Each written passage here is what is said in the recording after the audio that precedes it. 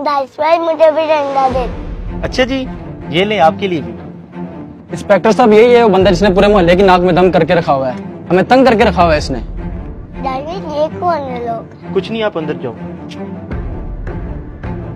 हाँ भाई, क्या मसला है तुम्हारा? क्यों तंग किया मैं इन लोगों को? इंस्पेक्टर साहब ये तो आप इनसे ही पूछें कि मैंने इनको क्या तंग किया हुआ है। हाँ जी बताइए, मैंने आपको क्या कहा है भाई? बताता हूँ मैं तुम्हें। इंस्पेक्टर साहब, एक तो ये पूरे मोहल्ले में बिद्दत फैला रही है, देखिए लाइटें लगाई हैं, झंडियां लगाई हुई हैं, और दूसरा ये हमारे खिलाफ शेर पड़ता है, इसको जरा पूछें। ये लाइटें और झंडियां तो ठीक है, और मौलवी कौन सा शेर पढ़ते हैं उनके खिलाफ? तुम क्या इंतशार फैलाया हुआ तुमने?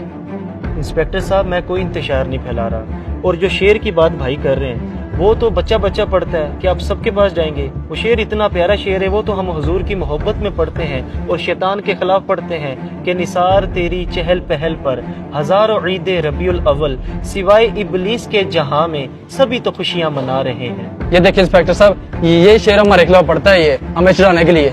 हाँ भाई, इस शेर में ऐसा क्या है जो तुम चिढ़ रहे हो? इंस्पेक्टर साहब, आपने नहीं देखा ये हमें इब्लीस कहने की कोशिश कर रहा है। भैया मैं आपको पुलिस किधर कह रहा हूँ, मैं तो ये शैतान के खिलाफ शेर पढ़ता हूँ। आप अपने ऊपर ये क्यों ले रहे हैं? क्या आपको हुजूर की आमद की खुशी नहीं है? और बस करो, आमद की खुशी नहीं है। हुजूर का इंतकाल 12 रबीउल अव्वल को हुआ था, तो हमें खुशी मनानी चाहिए या गम? इंस्पेक्टर साहब एक तो इस बंदे की भी समझ नहीं लगती।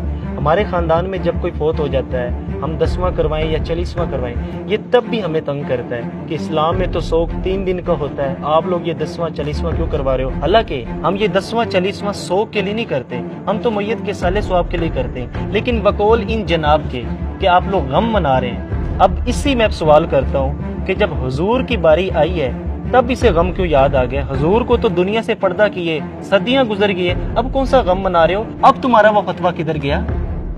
अच्छा तो ये बताओ, ये जो झंडियां लगाई हुई हैं, लाइटें लगाई हुई हैं, ये इतना पैसा इस पे जाया किया, किसी गरीब की मदद नहीं कर सकते थे?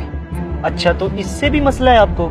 ये बताएं आपके पास मोबाइल कौन सा है? मेरे पास iPhone 14 है। क्यों? देखिए इंस्पेक्टर साहब, 3.5 लाख वाला मोबाइल है इनके पास, 50,000 वाला भी तो आप मोबाइल ले सकते थे, बाकी पैसे किसी गरीब को दे देते, तब गरीब नहीं याद आया आपको?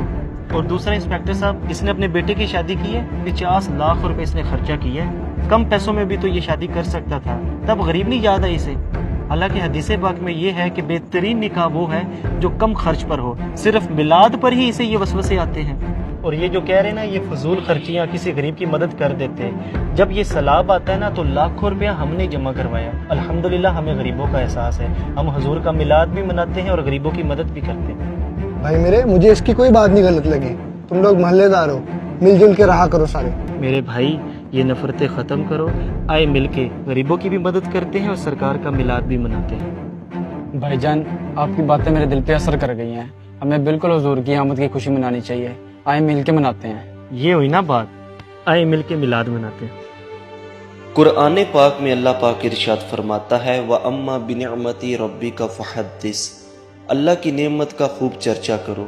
मुझे बताइए, क्या नबी पाक से बढ़कर भी हमारे पास कोई नेमत है? नहीं, हरगिज़ नहीं। इसलिए हमें चाहिए कि आपस के इख्तलाफात को ख़त्म करके हजूर की आमद की खुशी खुले दिल से मनानी चाहिए। अगर आपको हमारा ये मैसेज पसंद आया तो इसे ज़रूर शेयर कीजिए और हमारे पेज को फॉलो करना मत भूलिए। शुक्रिया।